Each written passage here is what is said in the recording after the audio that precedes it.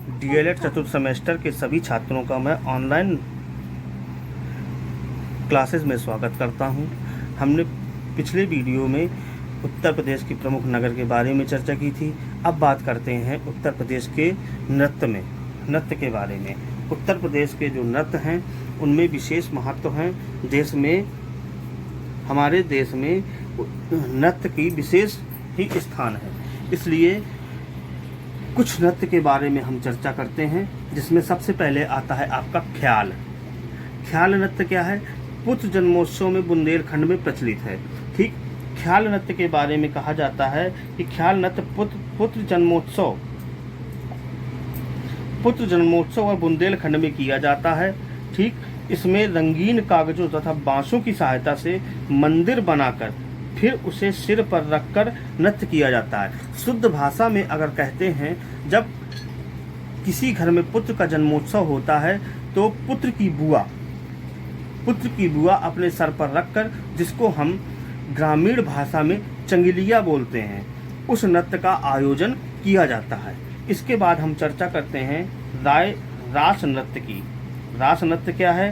रास नृत्य ब्रज में रास लीला के दौरान किया जाने वाला नृत्य है, जिसका तात्पर्य है कि रास नृत्य, रासक दंड नृत्य भी इसी क्षेत्र का एक आकर्षण नृत्य है।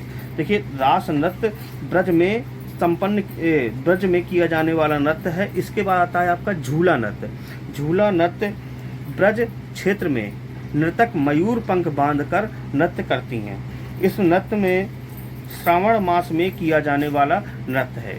श्रावण मास मतलब तात्पर्य है इसका कि सावन मास में इस नृत्य को संपन्न किया जाता है। इस नृत्य को इस क्षेत्र के मंदिरों में बड़े उल्लास के साथ मनाया जाता है। कहाँ पर? ब्रज में। यह नृत्य ब्रज में संपूर्ण ब्रज क्षेत्र पर बड़े ही उल्लास के साथ मनाया जाने वाला नृत्य है। इसके बाद आता है आपका मयूर नृत्य। मयूर नृत्य भी आपका ब्रज में मनाया जाने वाला नृत्य है। ब्रज क्षेत्र में, माफ करिएगा, इसमें झूला नृत्य आपका ब्रज में श्रावण मास में किया जाता है, जबकि जो मयूर नृत्य है ब्रज क्षेत्र में नर्तक मयूर पंख बांधकर किया जाने वाला नृत्य है। इसमें आपके जो महिलाएं होती हैं वो विशेष वस्त्र धारण करके अपने पीठ पर मयूर पंख बांधकर नृत्य करती हैं। इसके बाद आता है आपका धोबिया नृत्य। धोबिया नृत्य के बारे में कहा जाता है कि यह नृत्य पूर्वांचल में धोबी समुदाय के द्वारा किया जाने वाला नृत्य है। इसके माध्यम से धोबी एवं जो हमारे जो समाज में जो जानवर है, जिसको हम गधा बोलते हैं, ठीक, उसके मध्य आजीविका संबंधों का भाव प्रवण निरूपण किया जाता है, जो धोबी समाज द्वारा संपन्न किया जाने वाला नृत्य है। ठीक, इसके बाद आता है आपका धोबी समाज द्वारा मृदंग, रणसिंघा, ढाल, ढेड़ ताल, घुंघरू, घंटी बजाकर नाचा जाने वाला यह नृत्य जिस उत्सव में नहीं होता, उस उत्सव को अधूरा मनाया जाता है। मतलब जो भी हमारे तीज त्योहार या क्षेत्रीय पर्व हैं, ये वहाँ पर पूर्वांचल में विशेष महत्व रखने वाला एक नृत्य है। किसी भी पर्व में ये नृत्य किया जाता है। अगर उधर पर या पूर्वांचल क्षेत्र पर यह नृत्य जिस तीज त्योहार पर नहीं किया जाता है, तो उस क्षेत्र का जो है पर्व अधूरा सा महसूस किया जाता है वहाँ के लोगों द्वारा। इसके बाद आता है चरकूल नृत्य। यह नृत्य ब्रज क्षेत्रवासी द्वारा किया जाता है। ठीक, एक घड़ा नृत्य में बैलगाड़ी, इसको हम घड़ा नृत्य भी कहते हैं। ठीक, घड़ा नृत्य के द्वारा बैलगाड़ी तथा रथ के पहिए पर कई घड़े रख दिए जाते हैं, फिर उसे सिर पर रख कर नृत्य किया जाता है। घड़े के ऊपर छोटे क्रम में घड़े रखते चले जाते हैं, घड़े सर के ऊपर। ठीक, उसमें जो है ये नृत्य किया जाता है। इसके बाद आता है कटफोड़वा नृत्य। पूर्वांचल में शुभ अवसरों में किया जाने वाला नृत्य है। कठफोड़वा नृत्य पूर्वांचल में मांगलिक अवसरों पर किया जाता है। इसमें एक नर्तक अन्य नर्तकों के घेरे के अंदर कृत्रिम घोड़ी पर बैठकर नृत्य करती है। अगर बुंदेलखंड में हमने देखा है कई ऐसे नृत्य होते हैं जिसमें जो है कृत्रिम घोड़ी बनकर नृत्य किया जाता है, ठीक उसी क्रम में ये कठफोड़वा नृत्य है। इसके बाद आता है जोगनी नृत्य। जोगनी नृत्य का तात्पर्य है यह नृत्य विशेषकर रामनवमी में साधुओं तथा पुरुषों द्वारा महिलाओं का रूप धारण करके किया जाता है। विशेषकर यह अवध में किया जाने वाला नृत्य है, ठीक। इसके बाद आता है आपका सैरा सौरा या सैरा नृत्य। सौरा या सैरा नृत्य का तात्पर्य हमारे जो सावन मास में बुंदेलखंड क्षेत्र पे जो सैरा गाया जाता है, ठीक, उसमें यहाँ के लोक कलाकारों के द्वारा यह संपन्न किया जाता है। बुंदेलखंड में लोक कलाकारों के द्वारा श्रावण मास तथा आषाढ़ मास में तथा कृषकों द्वारा अपने कृषकों द्वारा जो भी कृषि कार्य किए जाते हैं खेतों पर, जैसे जुताई है, बुआई है या खेतों में जो भी अन्य कार्य किया जाता है, उसमें बड़े जो है विशेष तौर से इस नृत्य या इस सैरा को गाया जाता है, ठीक।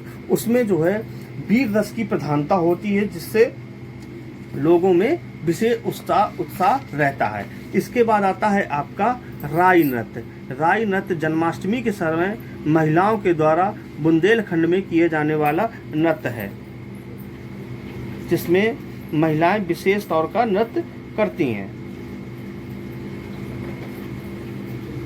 इसके बाद आता है आपका दिवारी नृत्य। चूंकि इसके बारे में हमारे सभी शिक्षार्थी, सभी प्रशिक्षु विशेष तौर से जानते हैं, क्योंकि ये त्योहार दीपावली या दिवाली पर्व में किया जाने वाला नृत्य है। इस नृत्य में पुरुष तथा महिलाओं द्वारा लाठियों के द्वारा ढोल की आवाज़ के साथ बड़े विशेष तौर पर इस नृत्य का आयोजन किया जाता है और एक दूसरे से प्रतिस्पर्धा भी होती है। अब हम बात करते हैं उत्तर प्रदेश की अनुसूचित जाति तथा जनजाति में। सबसे पहले चर्चा करते हैं अनुसूचित जाति की। अनुसूचित जाति के अंतर्गत हम देखते हैं 2011 की जनगणना के अनुसार, देखिए अनुसूचित जाति उत्तर प्रदेश में 4,13,57,608, ये हमारी जो जनगणना 2011 के अनुसार ये हमारी अनुसूचित जाति की जनसंख्या है, ठीक। इसमें पुरुषों को जो अनुपात है वो 2,16,76,975, ये हमारा जो है पुरुषों की संख्या है। इसमें महिलाओं की संख्या है 1,96,80,633, ये हमारी महिलाओं की संख्या है। अगर प्रदेश में हम कुल जनसंख्या, जो हमारे प्रदेश की कुल जनसंख्या है 2011 के अनुसार, उसमें अनुसूचित जाति की अगर बात करते हैं कि भागीदारी, वो आपकी 20.7%, ये उनकी कुल जनसंख्या है 20.7%। और देश की कुल आबादी में उत्तर प्रदेश की अनुसूचित जाति की जो संख्या है वो 16.6% है।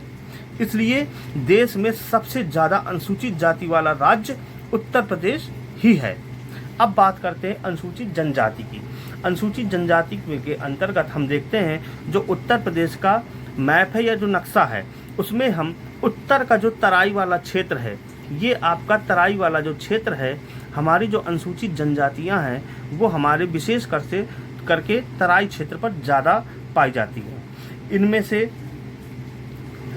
आपके उत्तर में सहारनपुर, बिजनौर, मुरादाबाद, बरेली, पीलीभीत और ये श्रावस्ती, बलरामपुर, सिद्धार्थनगर, महाराजगंज, ठीक, कुशीनगर, देवरिया।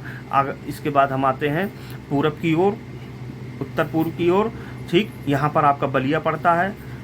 पूरब में गाजीपुर, चंदौली, दक्षिण पूर्व में आते हैं सोनभद्र, मिर्ज़ापुर और मैदानी भाग में जब हम देखते हैं वाराणसी, आजमगढ़, मऊ, ठीक, और पठारी भाग जो इसका है, पठारी भाग में हम देखते हैं झांसी, ललितपुर, हमीरपुर, महोबा और ये आपका कुछ हिस्सा मिर्ज़ापुर। देखिए मिर्ज़ापुर हमारा चूँकि पठारी भाग में आने वाला क्षेत्र होता है, और ये सोनभद्र भी हमारा पठारी भाग में आने वाला ज़िला है। और यहाँ पर उत्तर और पश्चिम में आपका आता है शामली, ठीक, सहारनपुर से अलग होकर बनाया गया नया ज़िला था शामली। तो ये हमारा अनुसूचित जनजाति वाला क्षेत्र है पूरा। इसके बाद हम अगर बात करते हैं जनजाति की, देखिए जनजाति जो समुदाय है वो समुदाय अपनी संस्कृति को सहेजने के लिए जाना जाता है। इसका विश्वास, जनजाति जो है प्रमुखता से प्रकृति पर बहुत विश्वास करती है।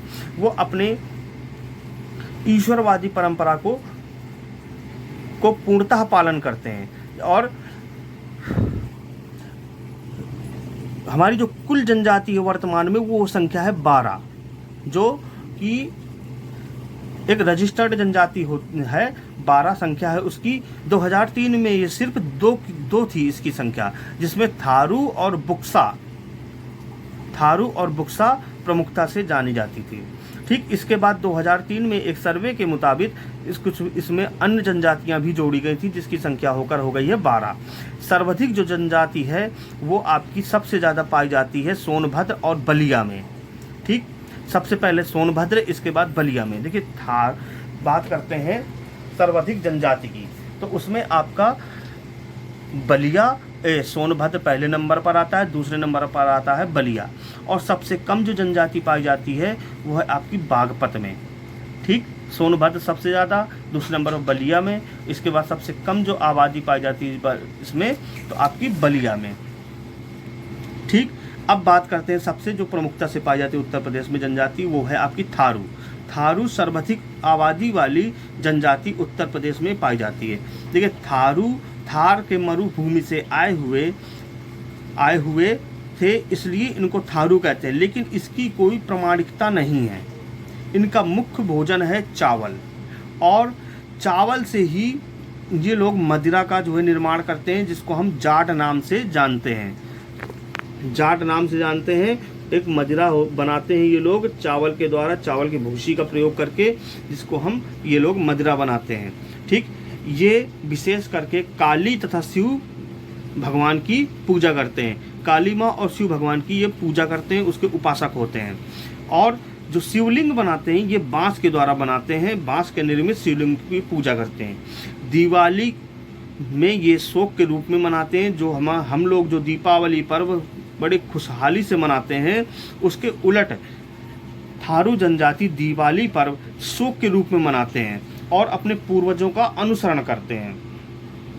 सरकार ने इनके उत्थान के लिए विशेष करके कुछ कार्य भी किए थे, जिससे इस जनजाति को शिक्षित किया जाए और इनको समाज की मुख्य धारा से जोड़ा जाए। उसमें लखीमपुर में इनके लिए एक महाविद्यालय की स्थापना की गई थी, जिससे ये लोग अपना शैक्षिक स्तर का ये विकास कर सकें और सरकार की मुख्य धारा से जुड़ें, ठीक। इसी क्रम में आपका आता है दूसरा आता है बुक्सा। देखिए बुक्सा जनजाति बिजनौर में सर्वाधिक पाई जाती है। मैप में देखेंगे हम कि बिजनौर ये सहारनपुर के पूर्व में पड़ने वाला एक डिस्ट्रिक्ट है, जो कि बुक्सा जनजाति सबसे ज़्यादा यहाँ पर पाई जाती है। यह जनजाति मछली चावल इसका मुख्य भोजन है। मछली और चावल इसका मुख्य भोजन है। इस जनजाति में विधवा विवाह का प्रचलन आज भी है। विधवा विवाह ये आज भी यहाँ पर प्रचलित है। मछली चावल इनका मुख्य भोजन है। मछली पालन करके, ठीक, इनके जो आवास पाए जाते हैं पोखरों के पास, इनके जो है अस्थाई आवास के रूप में पाए जाते हैं। और ये जो है मछली पालन करके अपना जो है जीवन व्यवसाय करते हैं। ये जो है चामुंडा देवी, काशीपुर की चामुंडा की पूजा करते हैं। काशीपुर की चामुंडा की ये पूजा करते हैं, ठीक। इनकी संख्या सरकार के पास अभी भी जैसे थारू है, बुक्सा है और अन्य कई जनजातियां हैं, जिनकी जो है सरकार के पास कोई आंकड़े उपलब्ध नहीं है कि इनकी संख्या कितनी है, ठीक। इसके बाद आता है खरवर जनजाति। देखिए खरवर जनजाति देवरिया, बलिया, गाजीपुर, चंदौली, मिर्ज़ापुर, सोनभद्र, कर्मा में पाई जाती है, ठीक। आप मैप में देखेंगे सोनभद्र, चंदौली, गाजीपुर, मऊ, आजमगढ़, बलिया, देवरिया, जितना भी हमारा उत्तर और उत्तर पूर्वी हिस्सा है या दक्षिण पूर्वी हिस्सा है, उन क्षेत्रों में इनकी संख्या पाई जाती है। ठीक, इसके अतिरिक्त ये जो है कर्मा नृत्य, एक नृत्य होता है कर्मा, इसी जनजाति के द्वारा किया जाता है। इसके बाद कुछ जो है जनजातियाँ और हैं जो उत्तर प्रदेश में पाई जाती हैं, जिनकी संख्या कुछ जिलों में पाई जाती है। जैसे सहारिया जनजाति ललितपुर में पाई जाती है, पहाड़िया जनजाति सोनभद्र में पाई जाती है, अगरिया तथा बैंगा ये जनजाति सोनभद्र में पाई जाती है, चेरो सोनभद्र तथा चंदौली में पाई जाती है, भूनिया सोनभद्र में पाई जाती है, पंखा जनजाति सोनभद्र और मिर्जापुर में पाई जाती है, कोल चित्रकूट में पाई जाती है, चित्रकूट में कोल पाई जाती है।